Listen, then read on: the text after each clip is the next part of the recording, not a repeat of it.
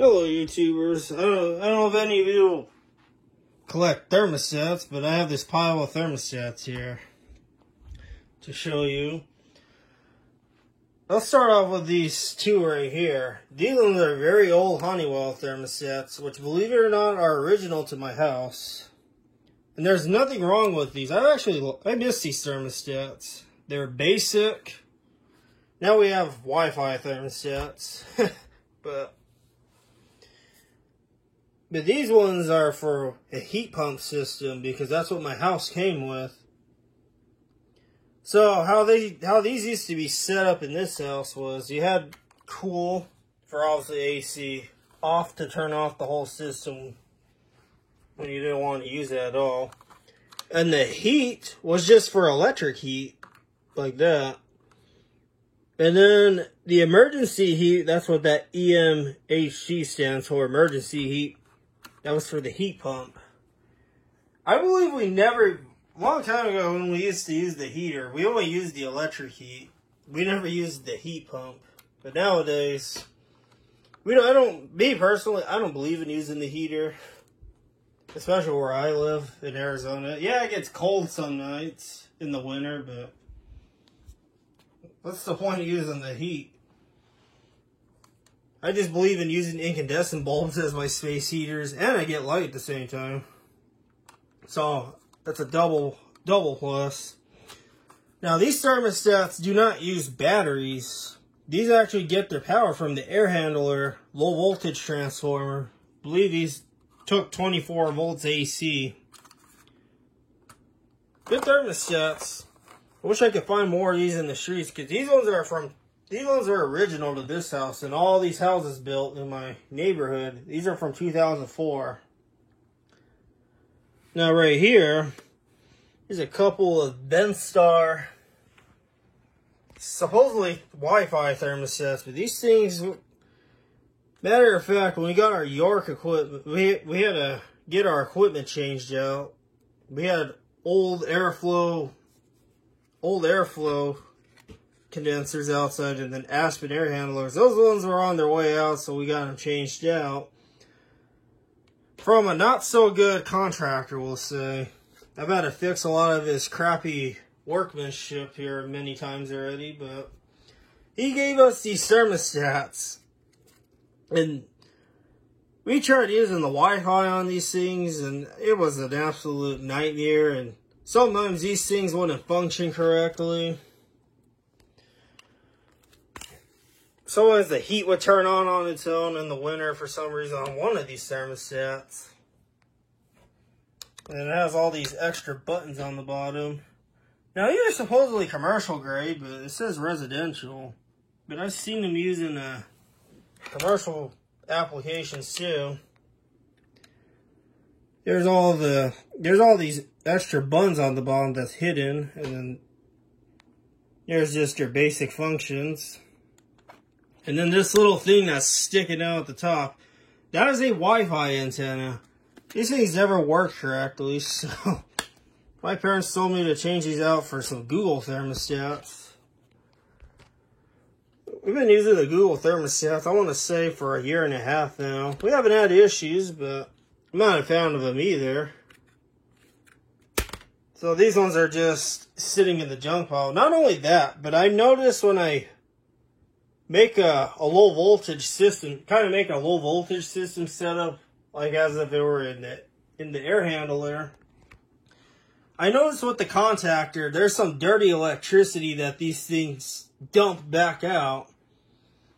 And I don't think that's good for your control boards long term with all that. Like, it must change it modifies the sine wave quite a bit. Now, I know that's not good for some low voltage circuit boards such as defrost boards in the condensing units.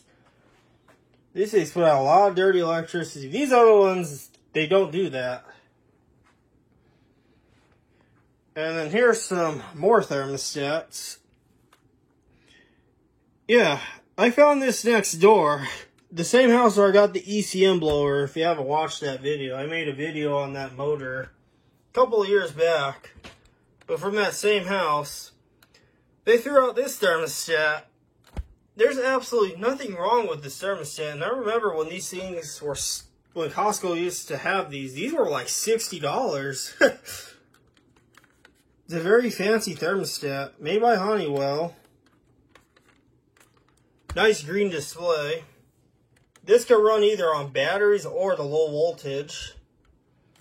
I like this thermostat, very nice. And it's kind of like it's a very fancy version of this, which I always find these at the Goodwill. Here and there. And I like these ones because I usually use them for temperature heatings. Like, I like to see the temperature of the room, which I have one by the computer over there, another one of these, and I usually read the room temperature with that. So it's a good thermometer, and same with these ones, but it sucks that these don't run on batteries. And this one's just got a green display, very stripped down version, on or off, change it to heat or cooling. This one you could do, you can program time, and you can program the time in particular part of the day you want to, you know, turn the AC on at or set the temperature or whatnot, because it's a programmable thermostat. Now, here's a couple of, as some people like to call it, cheapo Brayburn thermostats. I never had an issue with these. Well, actually, this one had some issues, which I'll get to that here in a minute.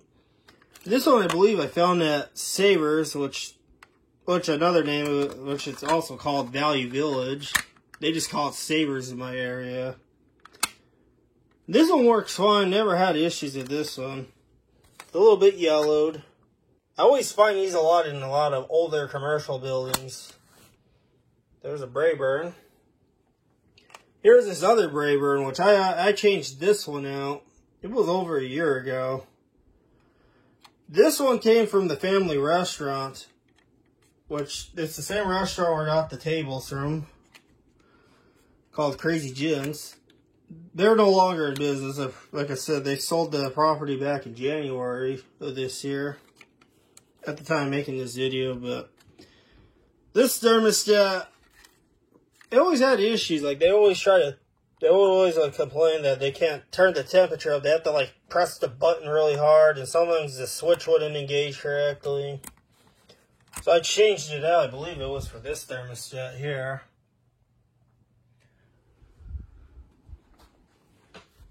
I'm sure the new owners don't have any issues with that, but I brought this one back over here because, you know, I don't like to throw things away. And I took this thing apart and I used a bunch of rubbing alcohol, cleaned up all those little carbon pads that are underneath these, as well as the switch contacts, and it works great now. You can actually turn the temperature up and down, turn the backlight on, and this one uses just batteries. That's the thing I don't like about these Brayburn thermostats. They only run on batteries. You can't hook them up to a low voltage source. But I guess that's what you get for cheap thermostats. And here's another cheap thermostat that I've seen with under many different names. Like, this one is Do It. And I've seen a couple other brands that I don't remember off the top of my head. But this one doesn't also run on low voltage, but it does work. I think this one I got at the Goodwill, and it was brand new in the package many years ago. Still good. So, there's that one. And then here's just another. This one's basically this thermostat. This one's not original in that box. That one's at the restaurant. This one is the one I've had for probably like 6 years now. Got this one brand new at Home Depot at the time. And this one does not run on low voltage either, because this one's just a standard programmable. This one is a programmable thermostat. Now, what's so weird, I don't know why there's a price difference with this Honeywell, and then that's programmable, and then the other one that just does the basic temperature setting like these ones. Non-programmable. The non-programmables are more expensive than the programmables. I don't get that. I don't get that at all, but maybe Honeywell has a reason for that. So yeah, I make this thermostat video here for those of you that, such as the one other viewer that's interested in, that likes to collect air vents. I thought I'd make this video specifically for you and many other viewers. Hope you enjoyed this video.